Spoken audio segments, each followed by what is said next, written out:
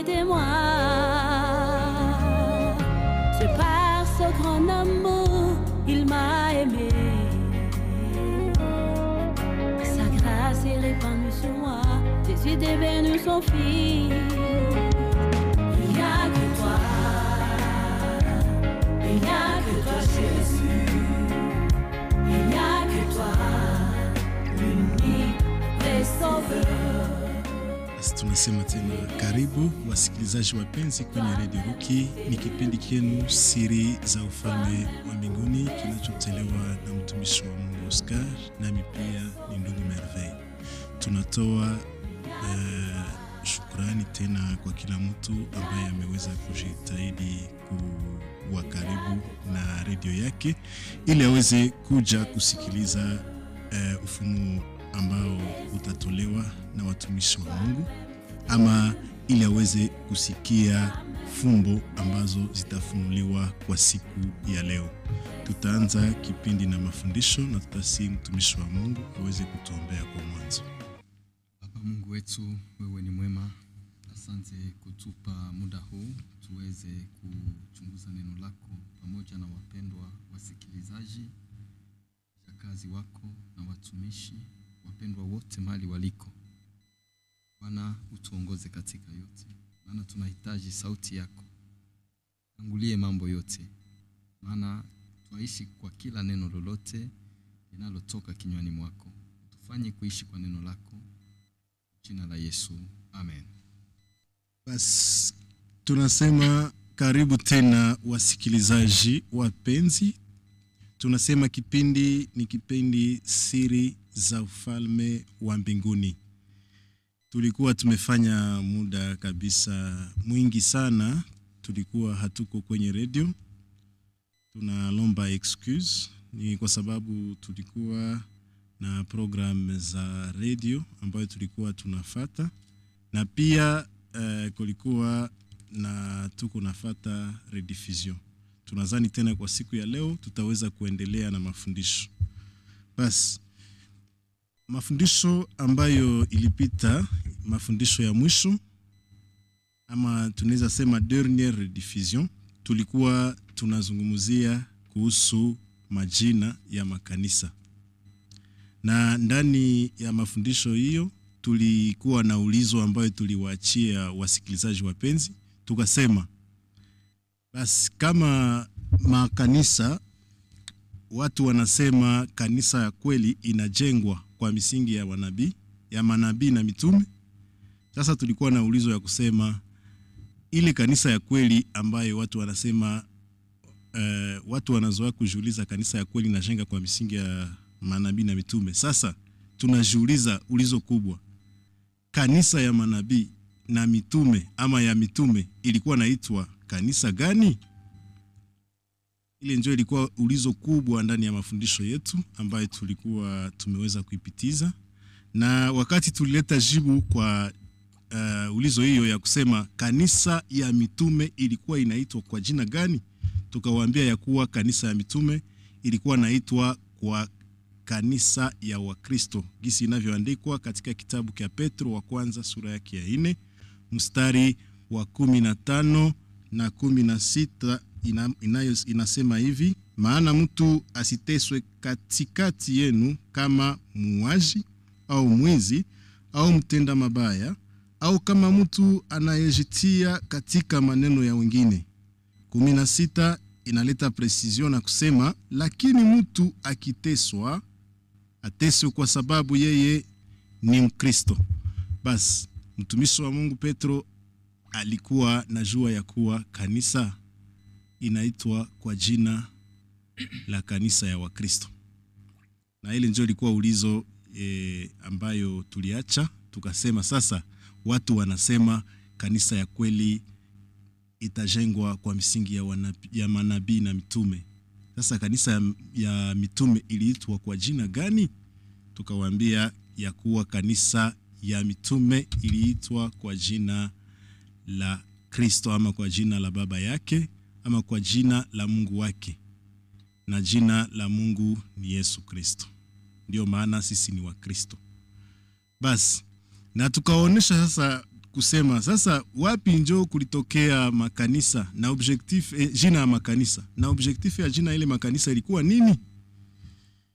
Tukaonesha ya kuwa watu walijitafutia majina wa makanisa ili wasiweze kusambazwa duniani, na ndio maana tukaona wengi wakakamata majina olie babakie kama mitume mebakajitafutia majina, na wale ambao wanajitafutia majina tena ni wao wa kwanza kusema ya kuwa wanajengwa kwa misingi ya manabii na mitume.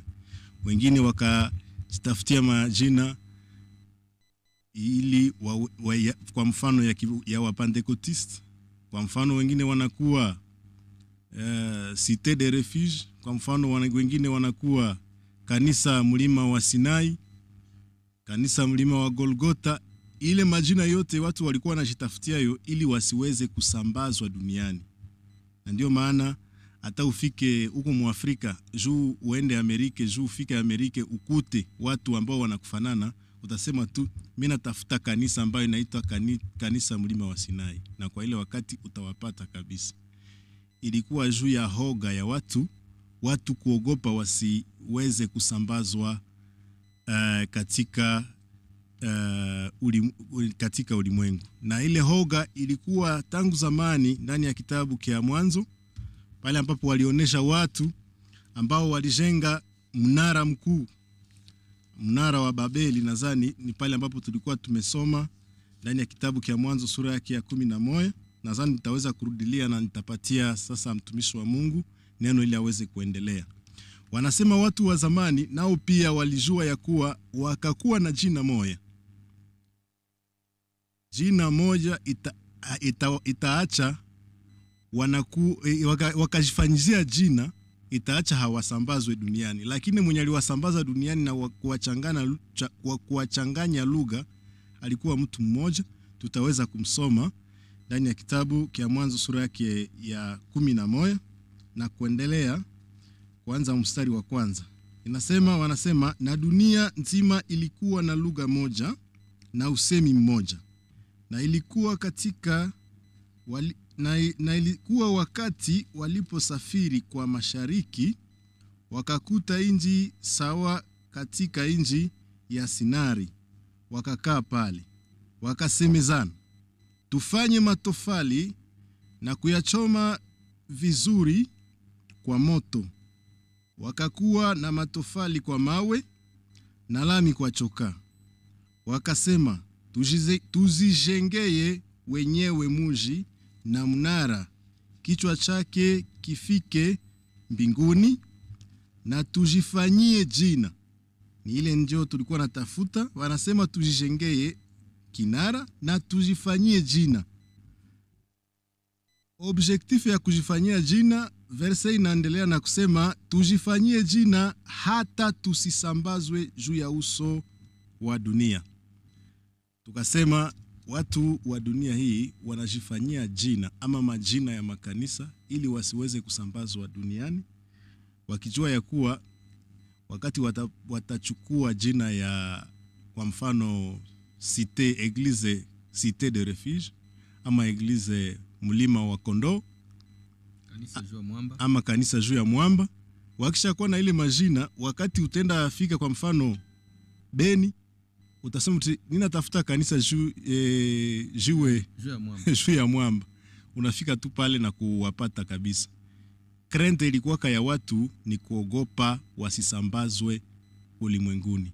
Lakini sisi tunajua kanisa ya kweli itajengwa kwa misingi ya manabii na mitume. Na misingi ya manabii na mitume walifundisha kuwa kanisa la Mungu litaitwa kwa jina ya Wakristo. Ndio maana ile ilikuwa mafundisho ambayo tuliwapatia siku iliyopita.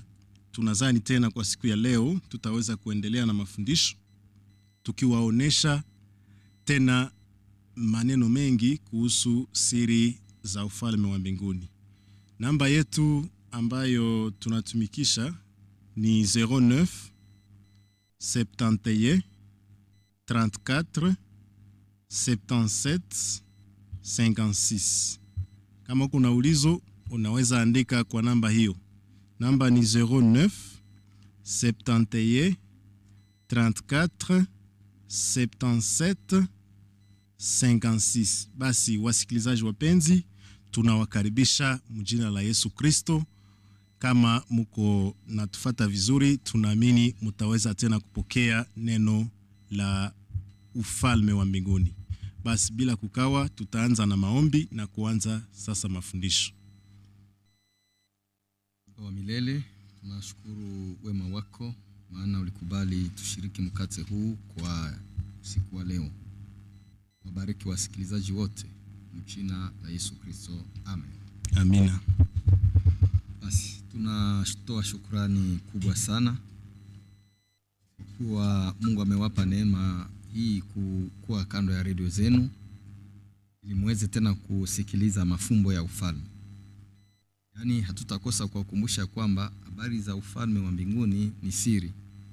Na ni sisi tunaosema hapana, ni Baba aliyesema ninyi mmepewa kujua siri za ufalme wa mbinguni, lakini wengine wamepewa ni kwa mifano, ili kwa kutazama wasipate kuona, kusikia wasifahamu, na zaidi wasije wakanigeukia nami niwaponye. Habari hizi zinaonekana kwenye unabii wa Isaya, na pia ukasoma kwenye kitabu cha Mathayo utakuta maneno yale yale Baba akiyazungumza. Sasa kwenye siri hizi, sababu watu hawaelewe kwamba hatua za ufalme ama mambo ya ufalme ni siri, nituma wapotoshwe katika mawazo yao, maana wanafikiri ndani mwao kufikiria kwamba wanayoyawaza ama wanayoyafikiri ndio nia ya Mungu, na hawajui ya kwamba mawazo yao ni mbali na mawazo ya Mungu, ama nia yao ni mbali na nia ya Mungu. Ndio maana ni kitu kia maana sana kuwaambia na kuwafahamisha kwamba mawazo ya Mungu ni tofauti na binadamu, na usifikiri chochote unachokifikiri ni kile ambacho Mungu anakitaka. Mahali pengine wanasema njia inaweza onekana kuwa njema machoni pa mtu, lakini mwisho wake ni njia ya mauti. Lakini wanadamu hawafikiri neno hili, maana wanafikiria njia zao nzuri ndio njia zinazowafikisha karibu na Baba. Kumbe walioichagua ilikuwa njia ya mauti. Maana hao wenyewe wakaamua ya kwamba wajitengenezee munara, na walikuwa na lengo asisambazwe kwenye uso wa nchi. Si ilikuwa projet nzuri sana, kwa kuiona ilikuwa mwelekeo mzuri. Wanasema wakasemezana kati yao, alors faisons des briques et cuisons-les au feu. Et la brique leur servit de pierre et le bitume leur servit de ciment. Et ils dirent encore, alors bâtissons-nous une ville et une tour dont les sommets touchent au ciel. Et faisons-nous un nom, afin que nous ne soyons pas dispersés sur la surface de la terre. Yani ilikuwa mpango mwema, wakajifanyizia muji na kujitafutia jina ili wasisambazwe kwenye uso wa nchi. Normalement tungelisema kwa mfano kuna mpango mkuu ambao unaunganisha makanisa ulimwengu, yenyewe wanaita l'ecumenisme. Ecumenisme kwa yenye tafsiri yake ni neno ya Kilatini. L'ecumenisme prend son origine dans la langue latine. Inasema l'ecumenisme, c'est un mouvement visant à rassembler les églises chrétiennes en une seule. Yani neno hili, muungano wa makanisa ambayo wanaita ecumenisme, iko projet nzuri sana ambayo wanadamu wanapenda wajiundie, juu wanaona kwamba wako wanasambalana. Wanaona waunde chama, wajijengee chama kenye kitawaunga fasi moya ili wasisambazwe. Sebo projet.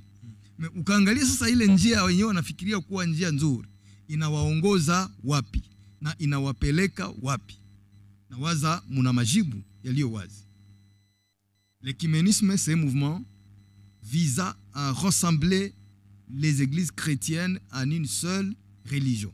Yani wanapenda makanisa yote ya Kikristo iwe kanisa moja. Lakini hao wanapoungana kwa umoja huu, wanapingana tena kwa nukta fulani fulani. Na ndio maana utakutanisha ces mêmes églises wakati ziliungana. Kwa mfano kutakuwa par exemple bloc ECC. Unakutanisha tunaposikiliza les églises de réveil, walikuwa wanafikiria kwamba ECC ndio yenye inapotea, sababu tulikuwa tunasikia mafundisho sababu tulikuwa kule.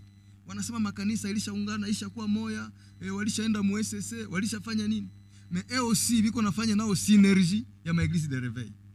Et puis bote watenda ishia tena munini mukile kile kimoya. Alors, vous voyez que les hommes, ils ont des beaux projets, mais ile mipango yao inawaongoza kwenye mauti. Kisha watu watatuswali, inawaongoza kwenye mauti namna gani? Ungeliweza kueleza kusudi mtuelewe vema, si tutachukua maandiko matakatifu, maana il faut que toutes choses soient vérifiées dans les saintes écritures. Tukaweza kuelezea zile habari tulizigusia kwenye kitabu ya Mwanzo. Lakini leo tulipendelea tena tuchunguze mafumbo haya kwenye kitabu kia Mwanzo sura yake ya 2. Tutaanzia kushairi la 18 na kufika shahiri la 24. Ila labda usomi unaweza kuwa mrefu kuchukulia muda. Tutakuwa tunasoma shahiri kwa shahiri kusudi tuelewe vema, maana tunaweza fanya karibia siku fulani tukizungumzia mafumbo haya. Mtumishi wa Mungu utatusomea kwa jina la Yesu Kristo tukielewa siri iliyofichwa kwenye mafumbo haya. Mwanzo sura yake ya 2, shahiri la 18 na hata 24. Basi tutaweza kusoma Mwanzo sura yake ya 2 kuanza mstari wa 18 mpaka wa 24. Inasema hivi: Bwana Mungu akasema, si vema mtu awe peke yake, nitamtafutia msaidizi anayefaa kwake. Na kwa udongo Bwana Mungu akafanya kila nyama ya mwitu na kila ndege ya hewa, akawaleta karibu na mtu kuona atakavyo waita. Na sawasawa mtu alivyoita kila kiumbe cha uzima hili jina lake, mtu akawapa majina ngombe zote na ndege za hewa na kila nyama wa mwitu. Lakini msaidia kwa mtu hakuonekana. Na Bwana Mungu alileta usingizi mzito kuangukia mtu, akalala. Akatoa mmoja wa mifupa ya mbavu zake, akafunga nyama kwa pahali penyewe. Na mfupa wa mbavu Bwana Mungu aliondosha kwa mtu, akafanya mwanamke, akampeleka karibu na mtu. Adamu akasema, huyu sasa mfupa wa mifupa yangu na nyama ya nyama yangu. Ataitwa mwanamke, kwa maana ameondoshwa katika mume.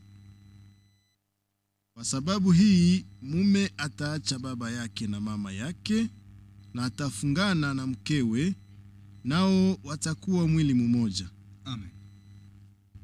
Ulikuwa usomi mrefu, lakini iliomba kabisa tuweze kuchunguza motamo ama neno baada ya neno. L'Éternel Dieu dit, il n'est pas beau que l'homme soit seul. Je lui ferai une aide semblable à lui. Et l'Éternel Dieu forma de la terre tous les animaux des champs et tous les oiseaux du ciel, et il les fit venir vers l'homme pour voir comment il les appellerait, et a fait que tout être vivant porta les noms que lui donnerait l'homme. L'homme donna des noms à tous les bétails, aux oiseaux du ciel et à tous les animaux des champs, mais pour l'homme, il ne trouva point d'aide semblable à lui. Shahiri hizi ni zile ambazo makanisa mengi ama ndugu zetu watumishi ambao wako kule, ni shahiri ambayo haikosaki kuma mariage ama mandoa, wakati wanaunganisha ni pale njo kwenye wanasoma. Na wanasoma jinsi inavyoandikwa tu. Ingawa tungelichunguza maneno haya kwa ulindi, haiambatani hata na ndoa zenyewe wanaunganisha kabisa, tungelienda katika ulindi wa maneno haya. Yako mbali na ile mafenomene yenyewe napitaka makanisa na wako naunganisha watu. Hivi sasa sababu hawana kimbilio ya verse nyingine kusema tukapenda tuunganishe watu. Sifo tunaelewesha wale wetu tunaunganisha kwamba ndoa zetu tunalunganisha zinatoka mu maandiko. Voilà qu'on cherche des versets qui sont presque zinakaribiana na vitu ya kufanana na ndoa, Alors qu'en réalité, ce ne sont pas des choses qui sont proches même des mariages. Na mtaniswali mnasema hii shairi haiambatane na ndoa sababu gani? Kuko vitu vingi vyenye tutaweza kuchunguza mule ndani na mtaona kwamba viko mbali na ndoa. Daire bakalungisha ndoa bakoke nasoma vitu vingine tofauti na hili. Tulete kwanza mfano wa shairi ya mwisho ya 24. Inasema c'est pourquoi l'homme quittera son père et sa mère et s'attachera à sa femme et ils deviendront une seule chair. Kwa sababu hii mume ataacha baba yake na mama yake na atafungana na mkewe nao watakuwa mwili mmoja. Tungelikuwa très sérieux mlangaji tukombare hii écriture, tunakombare ile andiko ama tunalinganisha andiko hii na ndoa zenye tunazoea kuziona. Tukauliza watu, unauliza unasema kwa kweli kati ya mwanaume na mwanamke mwenye anachaka baba na mama ni nani? Ni maswali ambayo tumeyaswali kwenye maasamblee kubwa. Tumeyaswali kwenye makanisa kwenye tunapita. Omwe tunapataka majibu 2. Ndio. Kabla tulete majibu nadhani ningelirudia namba yetu. Mwenye iko na jibu ama unaweza kuwa na question unaweza andika. Namba ni 09 71 34 77 56 09 71 34 77 56. Basi tutaweza kuendelea mtumishi wa Mungu. Tuswali hata ile swali kila mtu atakuwa na jibu yake. Juu tunaweza pana hapa majibu watu wananja defendre tena vyenye wanafikiri mimi singelisema hivi. Sisi tunauliza wasikilizaji. Mko kule baba yetu, mko na makuple na wa jeune garçon. Ndoa zenyewe mnaonaka huko zizi kuna lungishiwa, zizi kuna unganishiwa. Mnajua andre mwanaume na mwanamke mwenye anachaka wazazi yake anaenda ambatana na mwingine ni nani? Ile ni swali. Kila mtu anje jijibia, anje pata réponse. Andre l'homme et la femme. Mwenye anakitaka, qui quitte son père et sa mère pour s'attacher à l'autre. Alors, hivi sasa mko kwenye mitandao. Tungeliweza kuwa swali. Sasa tuko haraka kidogo, tutaweza kupana majibu yenyewe tunapataka toka watu wengi. Wengine wanatuambia bawili bawote, mume na mke banachaka bazazi yabo. Bawili banenda ambatana na wanakuwa mwili mmoja. Sasa hii ni réponse de certains. Que les deux quittent leurs parents et s'unissent ensemble et deviennent une seule chair. Vile wanatuambia yani mume na mke wanachaka wazazi wao na wanaambatana wanakuwa mwili mmoja. Mwingine analeta hiyo jibu. Kuna mwingine labda mwenye ametuandikia jibu kama unaweza kusoma. Mwingine anasema hivi. Amen. Bonsoir pastor. Hapa ni Benjamin kutoka quartier Matanda. Napenda useme kama nani njo anatokaka kubazazi. Okay. Andre mke na mume. Merci beaucoup. Kuna kwa mwingine anasema kule vote wanachaka wazazi badii. Très bien, très bien. Huyu ni numero ya kushia ku 045. Okay. Anasema kule vote wanachaka wazazi badii. Okay. Ule anatuambia si ndio majibu yenyewe tunasema. Erezema ule anaambatana na majibu yenyewe tunasikiaka kwa watu. Ndio. Bengi banajua ya gisi mume na mke, yani mwanamke na mwanaume banachaka bazazi yabo, banenda kuambatana, wawili wanakuwa mwili mmoja. C'est une réponse on a toujours trouvé chez certains. Heureusement tunapata témoin wa kwanza hapa kwenye mitandao. Na témoignage ya pili niliweza kusoma nyimbo ya mwenyewe anaita Christina Shushu. Wakati anaimba mwanamke ataacha wazazi wake. Mahali pengine anasema mwanaume. Utakutanisha kwamba c'est le vice versa. Yani na Christina Shushu anaelewa ya kwamba mwanaume anaachaka anaambatana na mke wake na mwanamke anaachaka baba na mama anaambatana na mume wake. Donc c'est le second témoignage. Na ukakutanisha ile jibu ni jibu ya wengi, iko jibu ya wengi sana. Yanao si wengine labda wenye hapate neema kutuandikia message, ils allaient être d'accord avec ile jibu ama ile thèse. Mais kuna kuwa kundi ya pili, d'autres nous répondent comme ça, wanatuambiaka wanasema c'est plutôt mwanamke ndio mwenye anachaka baba na mama anaambatana na mume wake. Et surtout ile majibu inaambatana na filosofia ya Wanande. Filosofia ya Wanande wenyewe wanajua gisi mwanamke wakati wanamununua kwa mbuzi, bieko wanapendaka kutuambia kile iko cadeau mais c'est l'achat quand même je kuna kwa facture na waza wanaandikanaka tunamaliziana hakuna deni tena alors appelons ça quand même achat pour être plus sincère wakati umeenda nunua mwanamke kwa mbuzi 10 anakuaka hana tena nafasi kwao anakuaka ametoka mjamaa ya kwake ameenda mjamaa ya mumewe na ndio maana wakati anafika kule wanasema ya kwamba yule mwanamke ameacha wazazi wake alishaka ambatana na mume wake ndio maana wakati kuna kuwa msukosuko kwenye jamaa ile kwenye ile familia ama ile couple kuliko mwanamke arudie kwabo banamueleweshaka kwamba hana kwabo nafasi wanasema pitie kubele familia sababu alishaka kuwa wakule ashaka acha kwa bushini alishaka acha baba na mama alishaka kuwa wa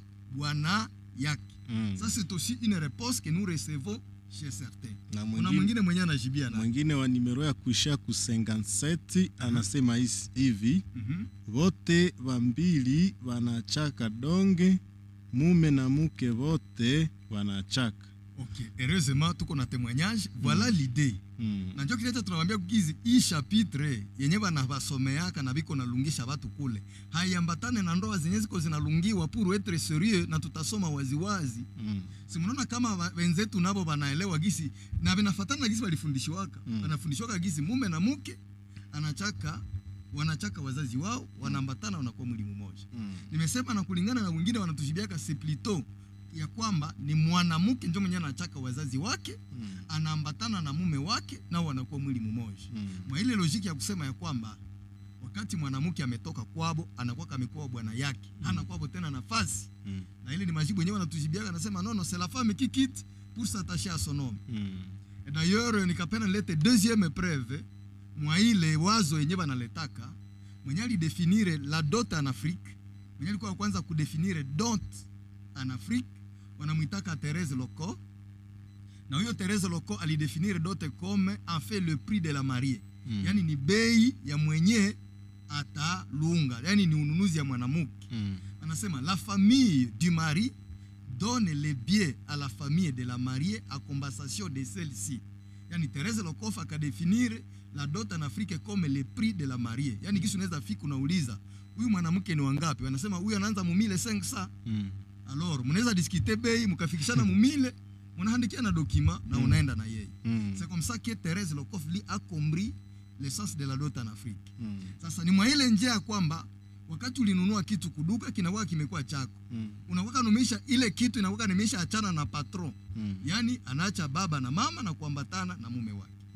et voilà comment au moins certainement philosophie yenye na traiter des affaires du mariage ni vile watu walielewa sasa tumekuwa kukombare hii majibu ya wenyewe wanasema mume na mke wanachaka wazazi wao kulingana na wapendwa wenyewe wametuandikia ma message na wenyewe wanafikiriaka kwamba mwanamke ndio mwenye anachaka baba na mama anaambatana na mumeo tuone sasa na maandiko yanasema nini na waza tukapata jibu ya maandiko itatufanya sisi sote tufunge nini tufunge kinywa Genèse chapitre 2 verset 24 Genèse Ufunuo sura yake Mwanzo sura yake ya pili kwanza mstari tu wa 24. Amen. Inasema hivi.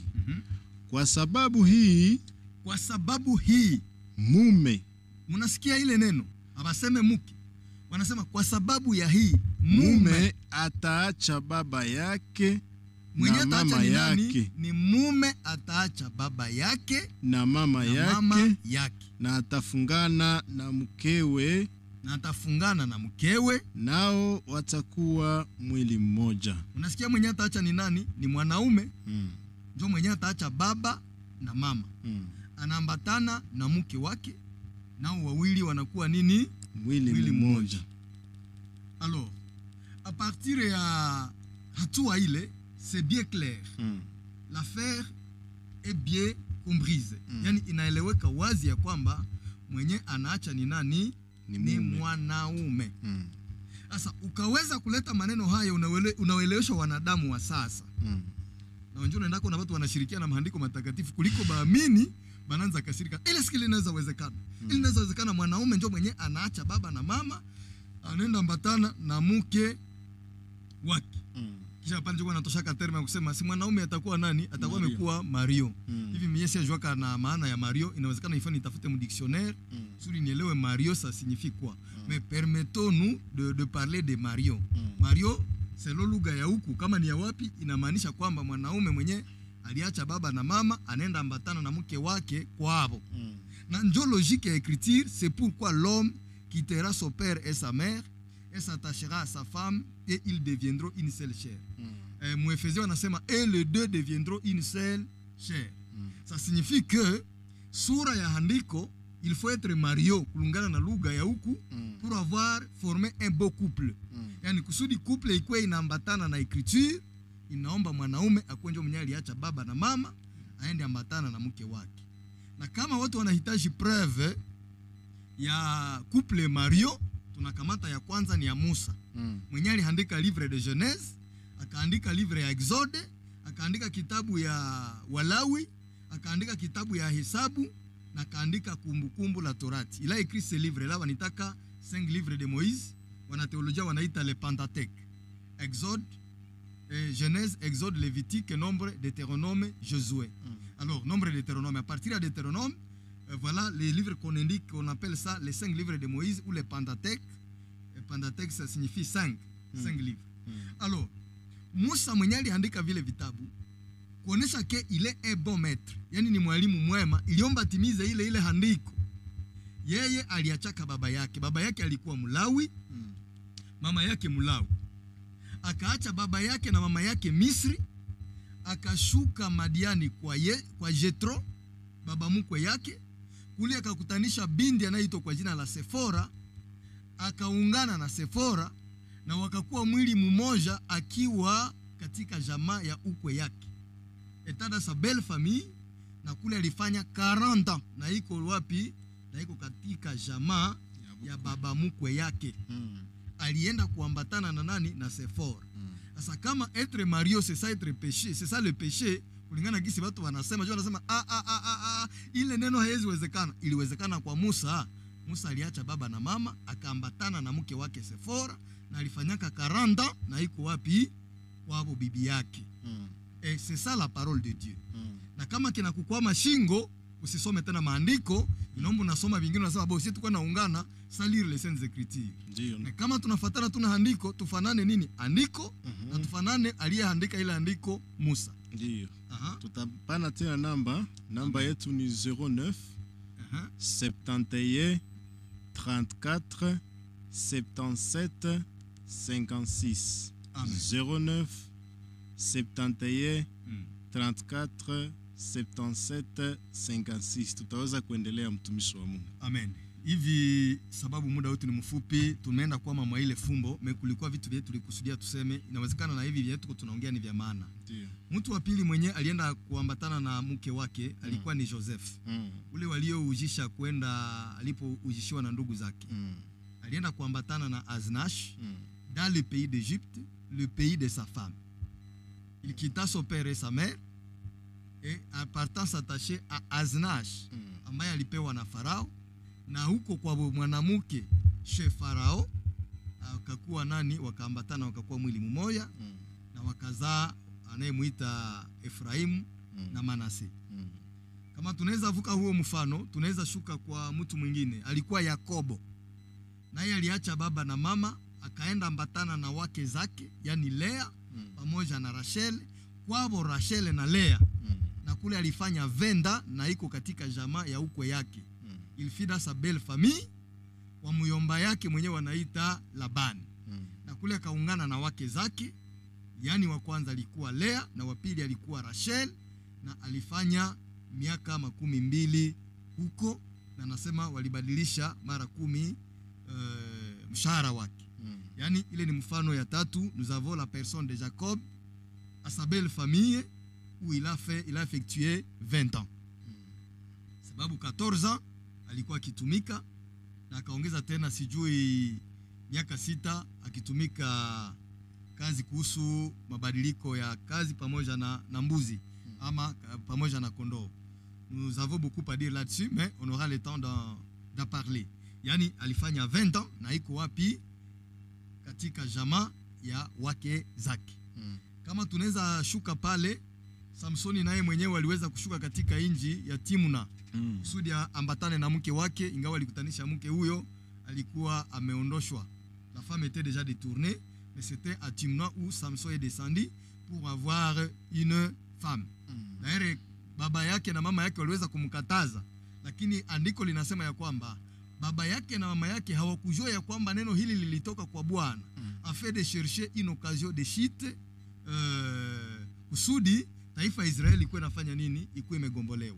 Voilà ce que ses parents ignoraient, mais Samson est descendu à Timna, voulant s'attacher à sa femme. Nayo pia ni fumbo tutaweza kueleza juu ya Samsoni pamoja na wake zake, sababu ni mafumbo ya ufalme. Tungeliweza kuendelea, ni mifano mingi sana, il y a beaucoup d'exemples qu'il faut donner, mais en bref, kwa kumaliza maneno haya yakiwa mafumbo, Paulo aliweza kuyatafsiria kwa ufupi. Anasema kwa sababu ya hii mume ataacha baba yake na mama yake, naye ataambatana na mke wake, nao watakuwa mwili mmoja. Pale tuko ndani ya Waefeso sura yake ya 5. Paulo akaweza kuleta neno hili kulielewesha, anasema maneno haya hayahusu binadamu. Ces affaires ici ne concernent pas les hommes. Ukaenda kamata mashahiri haya ukiunganisha wanadamu, tu te trompes.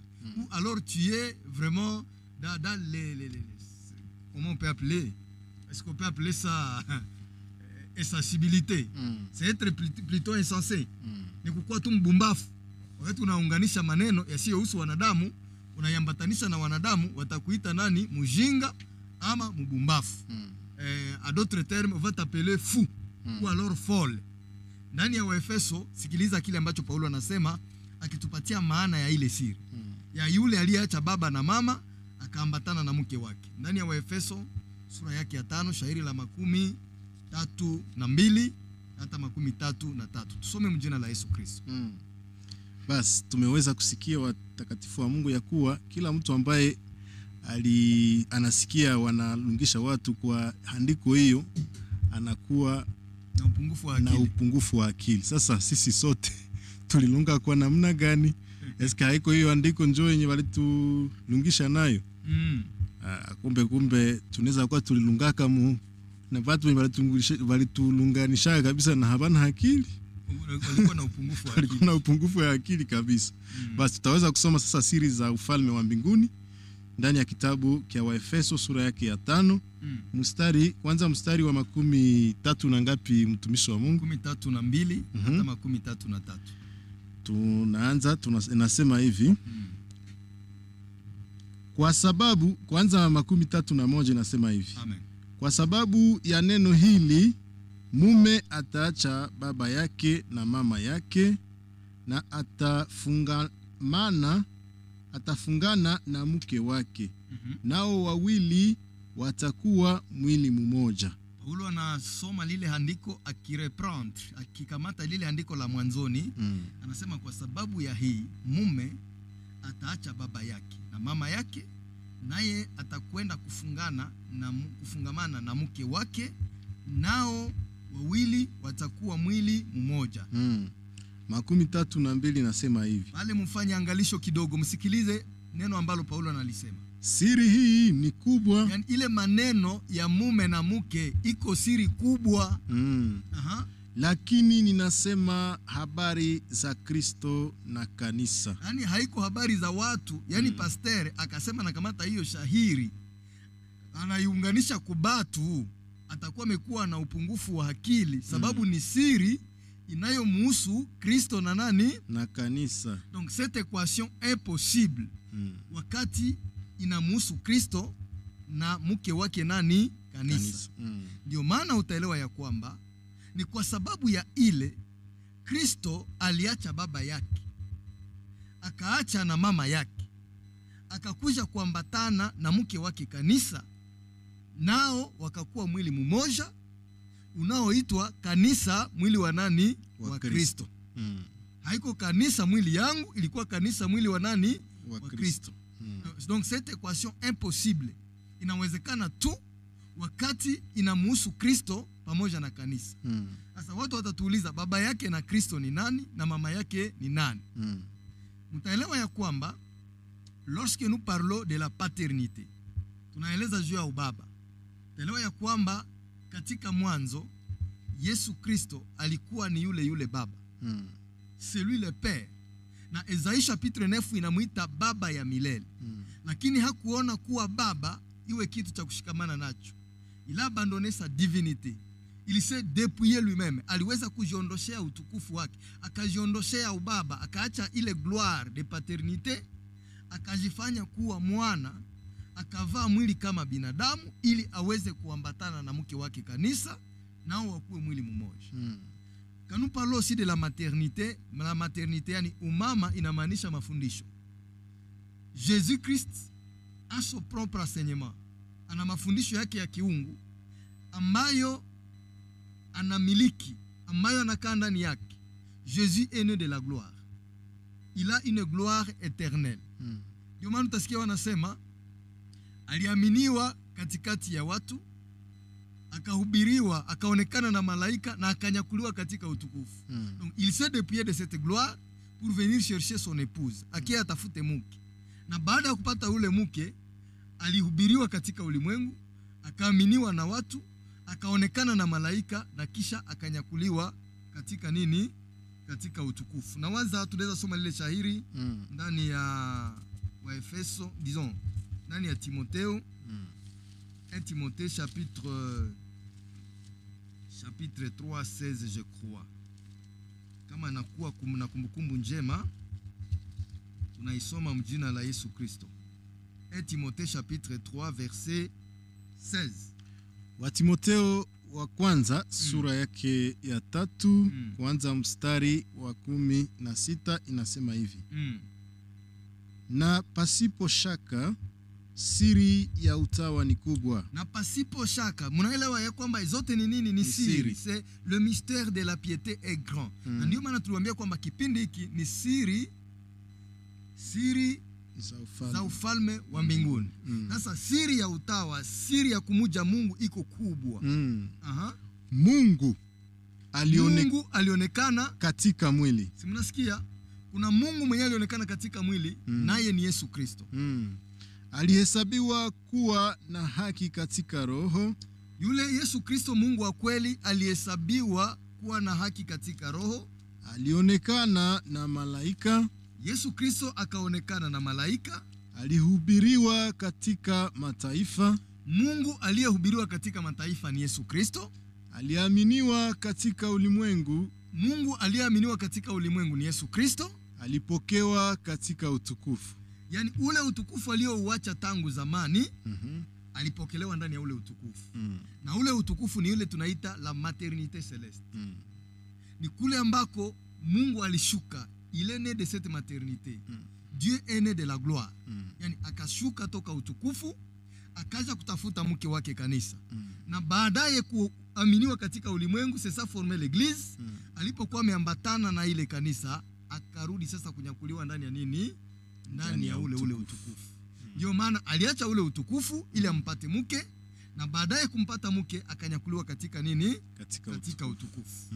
Ukasoma ndani ya Wafilipo, ndani ya Wafilipo sura yake ya pili, shairi la 5, Yesu anarejelea lile neno pale katika kinywa cha mtumishi wa Mungu Paulo. Philippiens chapitre 2 verset 5 Wafilipo à 8.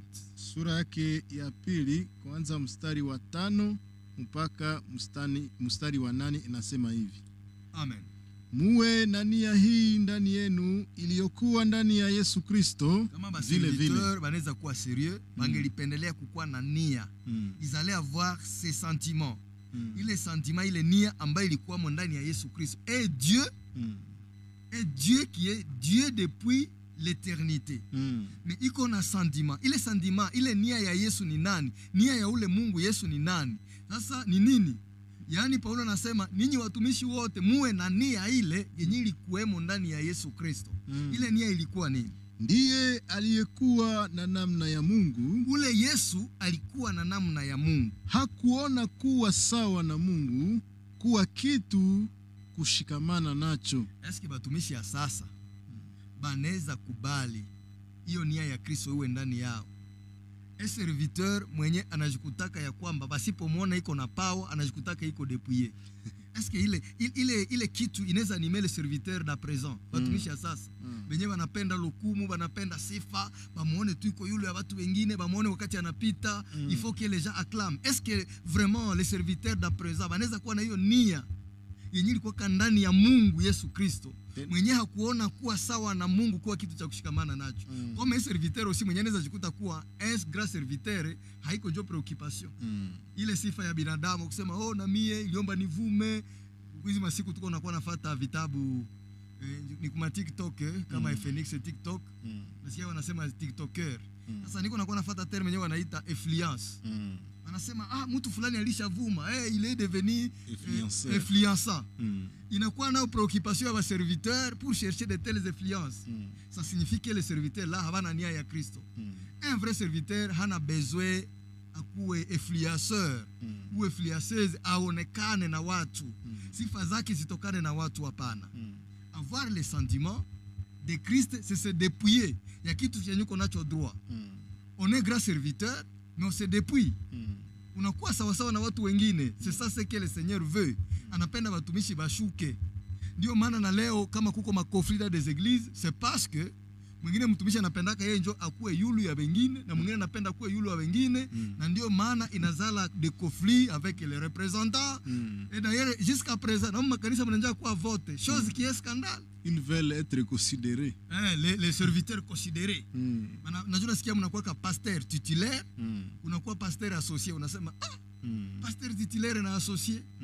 Unakuwa sijui na c'est un peu compliqué. C'est parce que le serviteur wa muda huu wa siku za mwisho wanapenda bakuwe baifiliaseur que d'avoir les sentiments qui étaient à Jésus-Christ mwenye alikuwa sawa na Mungu, hakuona kuwa sawa na Mungu kuwa kitu cha kushikamana nacho. Endelesha usome. Lakini alijifanya mwenyewe kuwa hana utukufu. Yule Mungu alijifanya kuwa sawa hana nini? Utukufu. Na niliwasomea andiko kusema alinyakuliwa katika utukufu wake. Sababu ni utukufu yenye alifanya nini? Aliacha.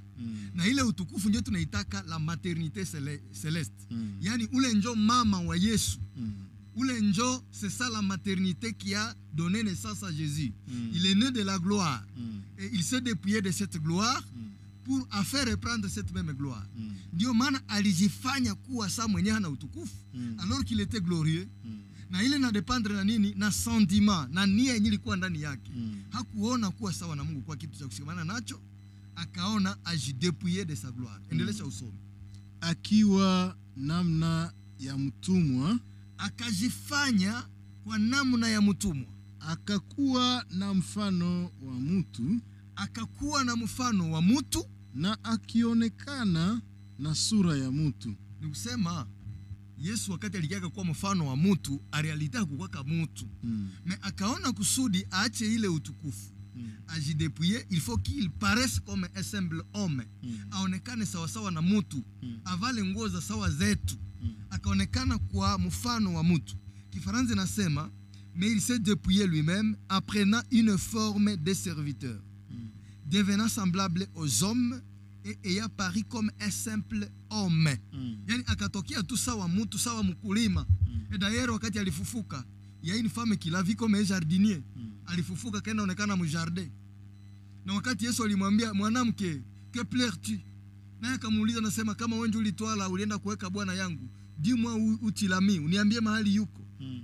Na wanasema alikuwa amewazia Yesu kwamba alikuwa mkulima. Il pensait à un jardinier. Sababu Mungu alikuwa kashajifanya comme un simple homme. Kashifanya sawa mtu bule. C'était le dépouillement de sa gloire. Ile ndio nia ya Kristo. Alijinyenyekeza mwenyewe. Hakunyenyekezwa, lakini alijinyenyekeza mwenyewe. Akakuwa mwenyewe kutii hata mauti, ndiyo mauti ya msalaba. Akaona kukuwa mtu ingali kitu ya maana. Akashuka sasa, akajinyenyekeza hata kutii kifo. Kunyenyekea mpaka kutii kifo ya msalaba. La mort de la malédiction. Maana imeandikwa alaniwe yeye anayetundikwa juu ya mti. Il a accepté cette mort de malédiction. Un grand Dieu, Mungu mzima, anakubali akufe kifo ya laana. C'était pour racheter son épouse. Ndio maana tunasema aliacha baba na mama akaenda kuambatana na mke wake kanisa, naye akakuwa mwili mmoja. Et jusqu'à présent nous n'avons vu un tel homme. Hatuyaona mtu wa namna huyu. Ndio maana lire de telles écritures à marier les gens c'est être épais censé, sababu maneno haya hayambatani na ndoa za watu. Kama tunaunganisha watu tu tuwaambie kebo muingie mu nyumba, soyez un couple comme l'indique peut-être l'écriture, parce que mandiko na reconnaître que les gens doivent être à deux. Mais kwenda soma hii fumbo c'est être épais et censé. Ni kukuwa wadanganyifu. Ni kudanganyika kwa maandiko Ni kudanganyika kwa maandiko. Ndio. C'est être censé face à l'écriture. Juma maandiko haiseme ke ile maneno inahusu watu. Wanasema inahusu Kristo na kanisa. Amen, amen. Ndio. Basi tunashukuru sana na muda wetu unasonga mbele. Tulipendelea kusoma ile kitabu ya Mwanzo. Heureusement leo tumefanya lecture. Mais lengo ilikuwa ni kuonesha mwanzo wa majina ya makanisa. Ndio. Tutaintroduire tu ile grand titre. Sababu sasa tunafika tuone majina ya makanisa. Hii makanisa yetu tunaona kulimwengu ilianza wapi? Ndio. Je, maneno haya ni unabii?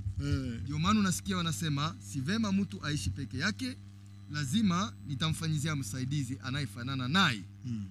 Na wakati Mungu alikuwa ametamka neno hili, kitu yenyewe tulichunguza ndani ya ile chapitre, une chose qui est épais étonnante, ni wakati Mungu amepanga projet ya kumfanyizia mwanaume mtu msaidizi anayefanana na yeye, au lieu de faire cette créature, de créer cette créature semblable à lui, il a d'abord créé les animaux. Na ile njo mafumbo ya Mungu. Mungu anakuambia, anasema gisi nimeona, en tout cas inaomba nikutafutie sasa mwanamke. En tout cas ile njo ilikuwa projet, hakusema anataka umba nyama. Dieu a dit le besoin qui est c'est de faire à l'homme son semblable. Sasa wakati anamfanyizia msaidizi, kuliko anze kumfanya akaanja fanya sasa wanyama. Verset 19. Verset 19 inasema hivi. Na kwa udongo Bwana Mungu akafanya kila nyama ya mwitu na kila ndege ya hewa. Nikusema Mungu kwa kusoma mafumbo haya inaparaître comme si Dieu était hors projet. Yani wakati unasema unataka jengea mtu, unaenda kutanisha sasa huko nafanya nini? Huko unakia tengeneza mifereji ya kubalabala. Ama unajenga maklapie sasa. Wanaanza shangana sasa unaenda jenga maklapie. Sasa sio unasema unatujengea nyumba, wenyewe tunaishi. Sasa uko unaenda jenga maklapier, mapulayer, c'est pas contraire avec le projet conçu. Mungu alikuwa anakosevari kusema si vema mtu aishi peke yake. C'était ça le projet. Akisema si vema mtu aishi peke yake, kuliko sasa afanye msaidizi c'est semblable à la femme, semblable à lui, une aide semblable à l'homme. Maintenant il a fait des animaux. C'était vraiment le projet yenyewe alianja tumika, ilikuwa contraire na mpango yenyewe alikuwa ameweka kimwanzoni. Sasa fumbo hii inamaanisha nini? Na kwa udongo Bwana Mungu akafanya kila nyama ya mwitu na kila ndege ya hewa. Akawaleta karibu na mtu kuwaona atakavyo waita. Sasa Mungu mwenyewe alikuwa ameprometre mwanaume kwamba anamfanyizia mwanamke anayefanana naye, akaleta sasa nyama. Ndio maana mtaelewa ya kwamba kabla kanisa la kweli lile ambalo litanyakuliwa lionekane, sherti nyama zitangulie. De fausses églises, de fausses religions. Yani Mungu iko na projet ya kukia fanya mwanamke une aide semblable à lui. Le Christ a besoin de faire de se construire une femme semblable à lui. La femme de son image. La véritable église. Alipendelea afanye kanisa lililo hai. Mais avant que cette église paraisse, il faut d'abord les animaux. Na ndio maana wanasema mume ataacha baba yake na mama yake ili akie ambatane na mkewe. Ambatane na mkewe. Ndio. Oro tushajua mume deja kama. Tushajua mwanaume ni Kristo. Sasa Kristo kabla aone kanisa lililo njema. La femme semblable à lui, ndio maana makanisa mengi haimfanane Kristo. Ces églises là ne ressemblent pas à Jésus-Christ. Na ile preuve ni ya kwamba le pasteur biko incapable kunyenyekea kwa kuwa sawa na bakristo wewe anaongoza. Ukambisa me pasteur yakwe kabisa mwele niveau iko scandale. Mais nous vous parlons l'église des enfants de Dieu. L'église des Élie, benye mnaitaka watumishi biko sawa na watu yote. Donc tous les serviteurs que vous verrez, les serviteurs de la véritable église, l'église semblable à Jésus-Christ, kanisa yenye iko na nia ya Kristo, la première des choses, les serviteurs sont les premiers à se soumettre, ya kukua chini, na wanashuka kusudi wanaowafundisha wainuki. Comprenez que vous êtes plus important que nous. Ninyi ni wa maana kuliko sisi. Ninyi mnaosikia injili hii, mnaipatia masikio. Vous êtes plus supérieur que nous. Ça signifie que étape ya kwanza, le vrai serviteur banapaswa kuwa na nia ya Kristo. Ile nia ni kufanya nini? Ni kushuka kwanza. On n'a pas besoin d'influence, on n'a pas besoin d'être ceci ou cela. On n'a pas besoin de grandes considérations. Ndio maana hapa kuita pasteur, kuita bishop, haiko vitu vyenye vinatuongezea chochote. Tu m'appelles frère, ça suffit. Na ni kitu kenye kinanifaa kabisa. Ça signifie que même si j'ai un titre, ou même si j'ai un ministère bien connu dans les ciels, bananijua kwamba niko docteur. Même si le Seigneur connaissait que je suis apôtre, même si le Seigneur connaissait que je suis pasteur ou prophète, haimaanishi kwamba niko najafika hapa prophète Oscar, prophète des nations, prophète ceci, prophète merveille. Hapana, iliko folie. Ile ni vitu vya chini sana. Na watu wanapendaka watafute ile matitre, ni namna ya kutafuta influence. Unaenda kutanisha na mtu mwenyewe hajua hata kutabiri. Haya haonaki hata vision, anajiita nabii. Je suis prophète tel, na kaliko kabambi, afishe kabambi kile prophète. Alors qu'il n'a même pas une prophétie. Un prophète sans prophétie. Dieu wanawaita des rois sans royaume kulingana na Apocalypse 17. Donc c'est un peu compliqué. Ndio maana kabla kanisa la kweli lionekane, il a fallu que les animaux précèdent, les fausses religions, les fausses doctrines. Na ndio makanisa ya upotevu ilitangulia kwanza, na sharti yale makanisa yapewe majina, que ces églises reçoivent le nom. Kanisa ya kwanza inapita mbele ya mwanaume Kristo, anaita tembo. Kanisa ya pili wanaita nguruwe. Mtu akawapa majina. Wanasema waliwaleta mbele ya mtu ili wapangilie majina. Et c'est ça même la naissance de nos des églises. Sababu makanisa yote yatakapokuwa yamepokea majina aliyompangilia mume, c'est après que l'église véritable va apparaître. Yani kanisa la kweli halitatangulia makanisa maovu. Il faut que ces églises naissent d'abord, na wakati yale makanisa yanatokea yapite machoni pa mume, na yale majina kila kanisa ipangiliwe jina la kwake. Wewe unaitwa tel, wewe unaitwa tel, unaitwa tel. Après ile nomination ya ile makanisa yote, l'église véritable va maintenant apparaître. Na ile kanisa wakati inaonekana itakuwa kwa mfano wa Kristo. Ça sera l'église semblable à lui. Avec les traces de Jésus-Christ, kanisa itakuwa inashuka avec l'humilité, haiwezi changana na asili za binadamu. Na wala haiwezi kuambatana na kila mawazo yote ya wanadamu. Ndio maana ile église wakati inaparaître itakuwa iko cauchemar devant les animaux. Ndio maana nyama zote zinapoona kanisa hii zitasema hatiwahi kuona kitu namna hii. Alors que c'est cette femme là qui est l'église véritable. Ndio maana kanisa lile mtakapoliona itakuwa mshangao kwa ulimwengu. Maana hawataambatana na chochote ambacho ni nia ya nyama. Halitaambatana na chochote. Ndio maana tunawaambia kwamba avec le mariage comme ici, kama wanasoma ile handiko, c'est parce que d'abord ils ont un caractère animal. Sababu tu ya nini? Ya akili, ya kukua akili nini? Ya animale. Ndio maana on peut lire quelque chose qui n'est pas écrit dans les Saintes Écritures. Ndio maana parfois tunatoa pole parce que chaque fois que l'évangile de Dieu est prêché, inaweza onekana comme si ni injure, mais alors que c'est la vérité. Mais tunataka kuambia kama la naissance de nos des églises, ile makanisa yalipangiliwa majina ni sababu sherti yatangulie. Avant que l'église véritable paraisse, ya kwanza kumeonekana nini? Wanyama. Na ni wale wanyama watapangiliwa majina. Ya kwanza inapita wanaita tel, ya pili inapita inaitwa tel. Comprenez que ça tunazungumzia nyama, ça signifie domination. Nyama ni kusema utawala. Watu wanaweza sema pameanza tuita manyama. Hapana. Dans les Saintes Écritures kusema nyama ni kusema domination. Ndio. Donc avant église femme ionekane, Dieu a d'abord posté les animaux, c'est-à-dire des dominations des hommes, matawala ya binadamu, na ile maorganisation ikapangiliwa majina. Na ndio maana mnaona majina ya makanisa iliweza kuzalika, na mpaka leo, na mpaka pale hazia maliza kupita, tukutanisha kingine kanazaliwa ataka kuweka nyama kadogo, juu manyama mko kubwa kubwa na ndogo dogo. Nyingine kanisa tatokea ni tembo ya kunona, nyingine tatokea ni ngombe. Na usishangale kunatokea na kanisa la pe chikeka na toka kiko na sawa 3 personnes 5. Nako kana shangalia saka naona tembo kana kimbia. Na tunakutanisha bandaka biko wanajikombare na biko na makomplexite. Unajua sikia mtumishi anasema, "Oh Mungu, iko napenda ombe Mungu, unipatie watu, uniletee watu wengi na mimi nikuwe sawa sawa par exemple na Sebeka." No, iko komplexite ya bure. Ndio. Na Dieu a besoin seulement de ces âmes là, zenye zilijirepentir, zenye zilimgeukia kwa kweli.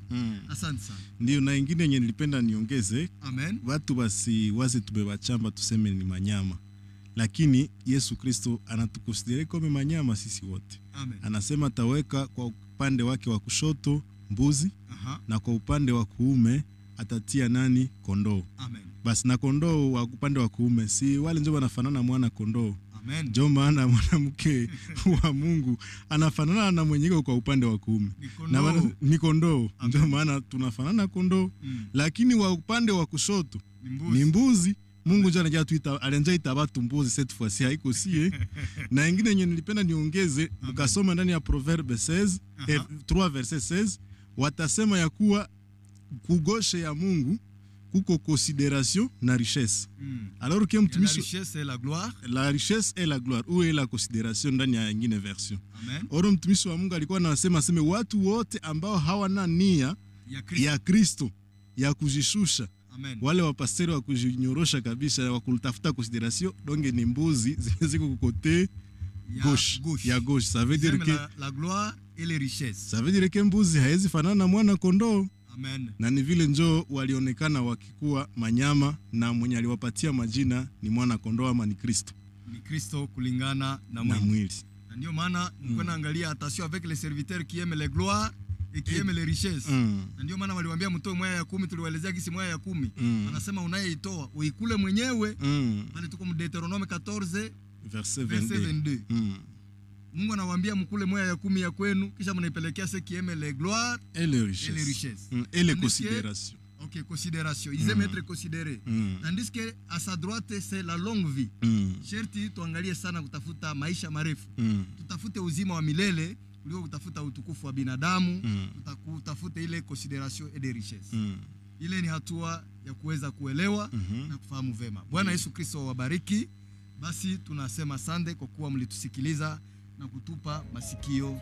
Bwana awatangulie. Basi wasikilizaji wapenzi, tuliwaambia kipindi hiki ni kipindi siri za ufalme wa mbinguni. Kuna siri nyingi sana ambayo mtaweza kupokea. Si mmejua deja kisi wakati wanatuungisha wakusema kwa maana mume na mke watacha wazazi wake. Ile ilikuwa siri, watu wote ulimwenguni nzima wanawaza mume na mke ndio wenye wanatokaka, lakini leo wametuonesha gisi ni mume ndiye anatokaka, na mume ule ni Yesu Kristo, yule ambaye aliacha baba ama aliacha utukufu wake na aliacha uungu wake ili akuje aokoe kanisa lake ambalo linamfanana, na aliweke kwa upande wa kuume ili liweze kumfanana yeye akiwa kondoo na akiwa mwana kondoo, na situwe kondoo kwa upande wa kuume.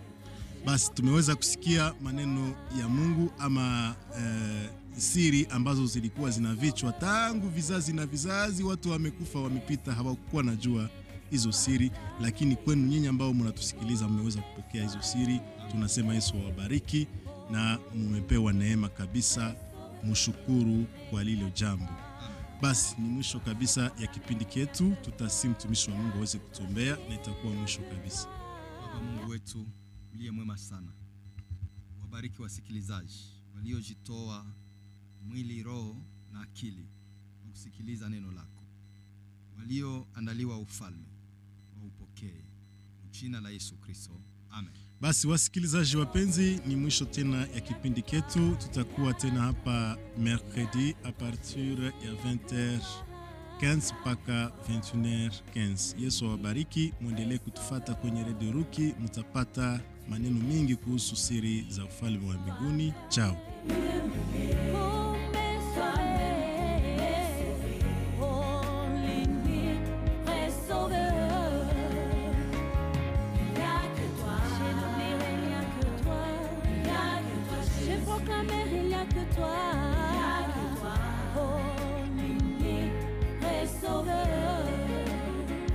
Tu es descendu, toi merveilleux, oh mes soeurs.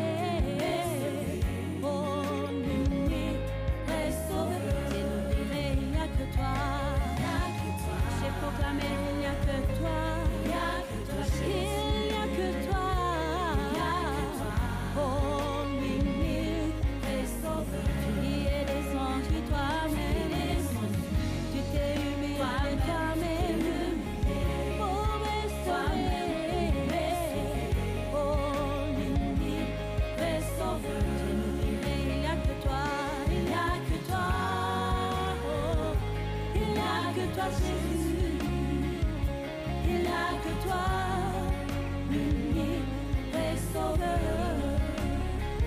Tu es descendu, toi-même tu t'es humilié.